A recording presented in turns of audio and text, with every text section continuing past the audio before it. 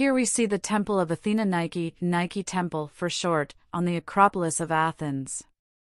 It is dedicated to the victorious city goddess of Athens and was built in the second half of the 5th century BC.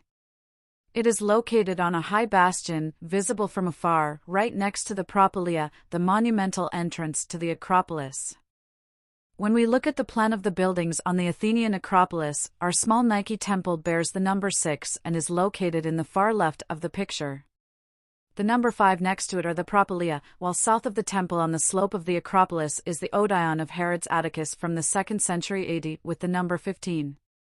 Our Nike temple is a so-called amphiprostolos. This is a temple that has 4 columns on both its back and front. At the entrance to the cella there are 2 pillars, the spaces between which could be closed with a grill.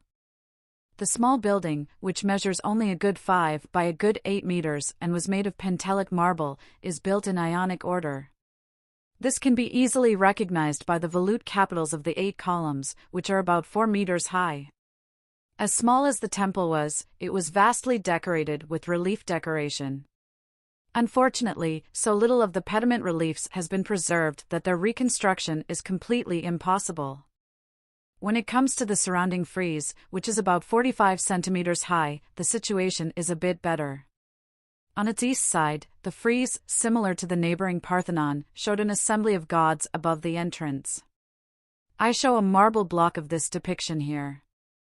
Various Greek deities can be seen, standing, leaning on a stick or sitting on a rock. The remaining 3 sides of the frieze show battle scenes. On the west and north sides of the temple, Greeks fight against Greeks. The fighters are shown completely unrealistically in heroic nakedness, without armor. As an example, I show the fight of 2 Greeks, each dressed only in a light cloak. Thundering, the shields of the 2 warriors collide. They are round shields, so you can tell that their bearers are Greeks. The situation is different on the south side of the frieze. Here Greeks are clearly fighting against Persians. In our picture, one of these Orientals can be seen on the far left. His shield is a so-called pelta, recognizable by the semicircular recess. In addition, this fighter wears a garment with long sleeves and long trousers, completely unthinkable for a Greek. On his left hip hangs a bow with a quiver.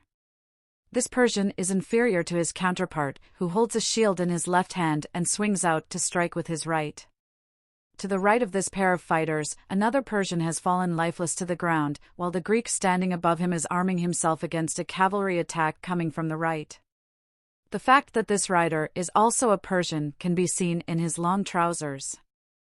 In addition to pediment figures and friezes, there was also a special relief decoration at the Nike temple, the so-called Nike parapet. This was a marble parapet about 1 meter high, which was supposed to prevent anyone from falling from the edge of the high bastion into the depths. The outside of this parapet was decorated with relief. You can recognize the parapet in this illustration by the metal fence on top of it. The surviving fragments of this relief are now in the Acropolis Museum in Athens. First I show a seated Athena. The goddess has sat down on a boulder, on which she has also leaned her large shield. In the area of her preserved shoulder, 3 drill holes can be seen. They are remains of the aegis originally attached here, which was probably made of metal. Here I show another fragment in which 2 winged goddesses of victory lead a bull as a sacrifice. The drapery on the garments of the 2 female figures clearly points the relief to the time of the last 2 decades of the 5th century BC. This is one of the most famous Greek sculptures of this period, the so-called sandal loosening Nike. It depicts a winged goddess of victory doing something with her right hand on the sandal of her right raised foot. Since she uses only one hand, she cannot tie her shoe, that's why it's assumed that she takes it off.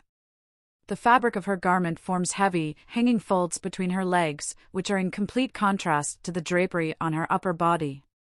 Here, the thin fabric stretches so tightly that the body shapes underneath almost make a naked impression. With its diverse architectural decoration, the small Nike temple forms a striking contrast to the neighboring Propylaea, which are completely unadorned on the outside. At the time of its construction, Athens was in the middle of a gruesome war with Sparta. But this harsh reality is in no way reflected in the building's pictorial program. The Nike Temple was, and is an architectural gem in its own world. Thanks for watching. If you enjoyed this video, please subscribe so you won't miss new ones.